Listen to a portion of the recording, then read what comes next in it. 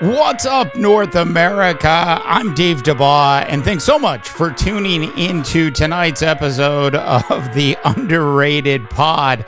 Hey, listen, it is a interesting evening nonetheless. There was an absolutely horrific national anthem sang. I'm not going to play it for you, but it happened at the Major League Baseball Home Run Derby. Check it out when you have a chance. But tonight's topic is really all about the fact that Skip Bayless is officially gone from FS1, the Undisputed TV show that Skip Bayless has been hosting for the last 8 years is gone. Some people are calling this a bombshell. I am not calling this a bombshell. Look, the writing was on the wall. It is as surprising to me as when Russell Wilson was actually let go by Sean Payton and the Denver Broncos. There is absolutely no surprise at all when you look at what went down with Skip Bayless over the last 3 years. It is somewhat shocking, so to speak, that he was actually still on the air at Fox Sports. Now, let's talk about what really matters the most here. Now, yes, there are those people that absolutely love Skip Bayless. There are those people that love to hate Skip Bayless.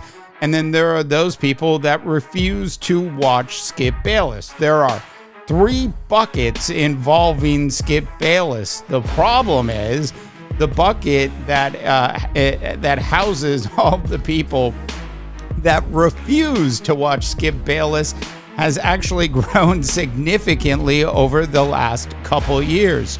So much so that it affected the ratings to a point when in June, during a period of June, this past June, just literally last month, they had ratings hovering just over 56,000 people tuning into a show to watch Skip Bayless. Look, I know lots of people who are on YouTube who jump on and do their live broadcasts and get more than 56,000 people to tune into those. So for FS1 to actually say, hey, it's a good idea to bring Skip Bayless back just off of the ratings alone was a foregone conclusion that wasn't going to happen. Skip Bayless is in the process of wrapping up a 4-year, $32 million deal with Fox Sports. The article, the New York Post actually broke the story a little bit earlier in the day. And they basically said in the article that Skip will finish off this summer at some point with his last show. It also left the room open, or the door open, so to speak, for somebody else to take over the seat. Now, I don't know what the team over at Fox Sports is going to do. What I do know is they absolutely are going to want to have a show there. Whether or not it's called Undisputed, that is a story, I guess, for a later day.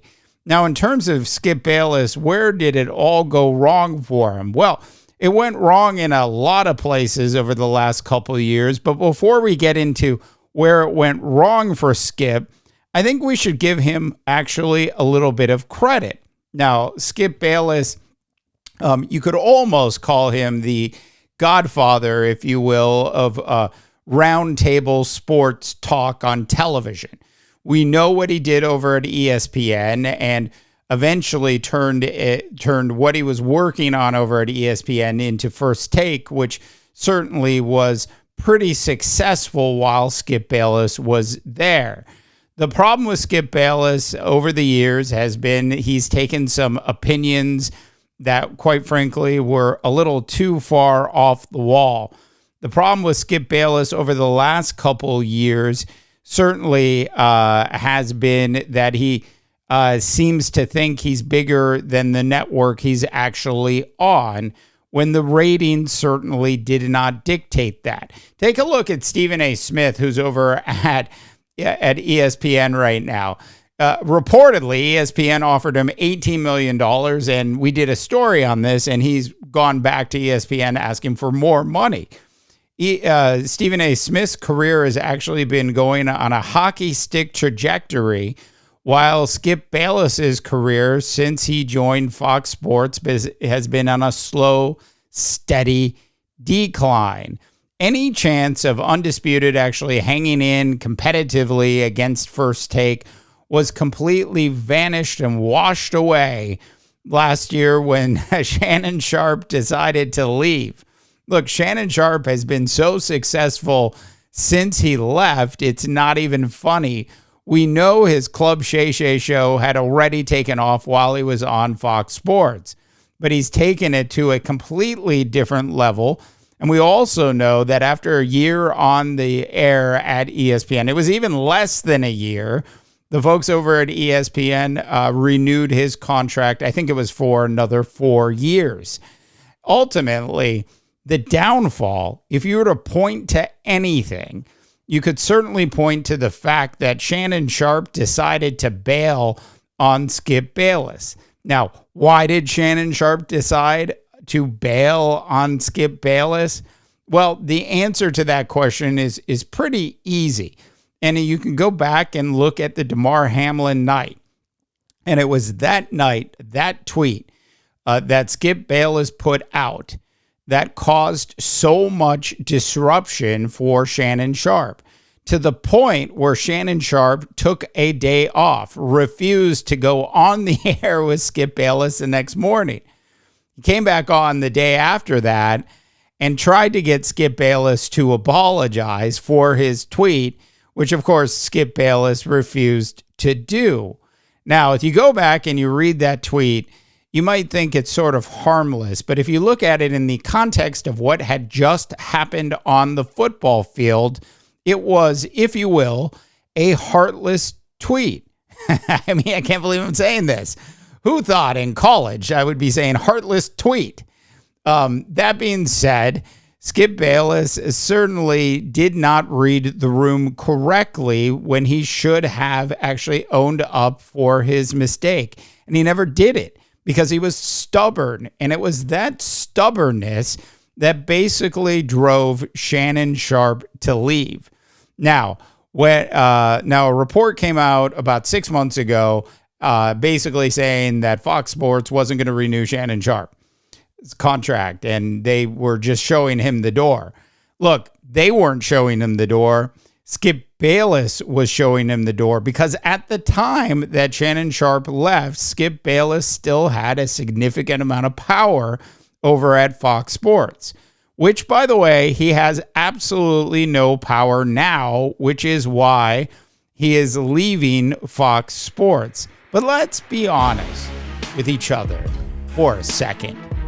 Skip Bayless isn't bailing on Fox Sports. Fox Sports is bailing on Skip Bayless. That is exactly what's happening here. Remember, it was a 4-year, $32 million contract, which is running its course. It's about to be over, and Fox Sports simply is not going to renew the deal. Now, in terms of where does this leave Skip Bayless going forward? Now, as I mentioned, there are 3 buckets involving Skip Bayless, and there's certainly a place for Skip Bayless in the sports media landscape. Where that will be, I'm not sure. When there'll be an announcement about where he'll land, I'm not sure. I think, though, one thing is for certain, Skip Bayless is not going to go quietly into the night. There are still at least 3 or 4 legitimate sports options for him, and I'm sure we will see Skip Bayless land on the DraftKings network, the FanDuel network. The folks over at Barstool might have fun making fun of Skip Bayless. Like CBS Sports comes to mind. Look, there are plenty of places beyond what I just said where Skip Bayless might land. I seriously doubt, though, that anybody is going to give Skip Bayless a 4-year, $32 million contract. Because those buckets I was talking about, there are just so many people that Skip Bayless has turned off over the years that he's going to have a hard time ever bringing back into the fold. All right.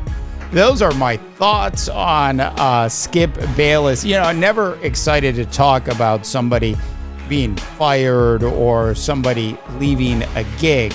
But like I said at the opening, like there's nothing. There is, you know, if you read an article and the headline is Bombshell and it involves Skip Bayless, that author is not doing his readers justice. There is no bombshell here.